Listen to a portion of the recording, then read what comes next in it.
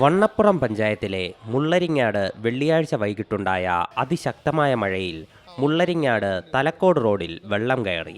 ഇതുവഴി വന്ന മുള്ളരിങ്ങാട് ലൂർദ് മാതാ പള്ളി വികാരി ജേക്കബ് വട്ടപ്പള്ളിയുടെ കാർ അതിശക്തമായ ഒഴുക്കിൽ വെള്ളത്തിലാവുകയായിരുന്നു.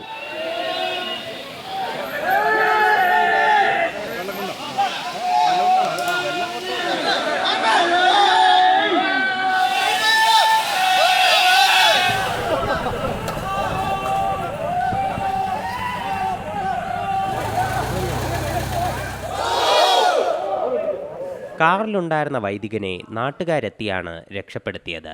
പ്രദേശത്തെ വൈദ്യുതി ബന്ധവും ഗതാഗതവും തടസ്സപ്പെട്ടിരിക്കുകയാണ്. ഒഴുകിപ്പോയ കാറിൽ നിന്ന് അത്ഭുതകരമായാണ് രക്ഷപ്പെട്ടതെന്ന് വൈദികൻ പറഞ്ഞു.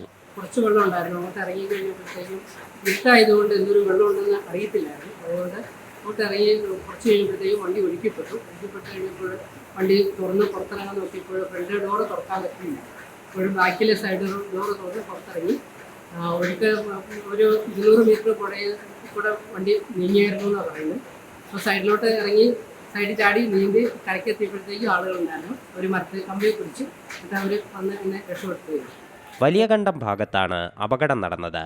2-ാം വാർഡ് ഭാഗത്തുണ്ടായ ചെറിയ ഉരുൾപൊട്ടലാണ് മുള്ളരിങ്ങാട് പുഴയിൽ വെള്ളം കയറാൻ കാരണമെന്ന് കരുതുന്നു. ആളപായവും വലിയ കൃഷിനാശവും ഇതുവരെ റിപ്പോർട്ട് ചെയ്തിട്ടില്ല. പോലീസും അഗ്നിരക്ഷാസേനയും സ്ഥലത്തെത്തി.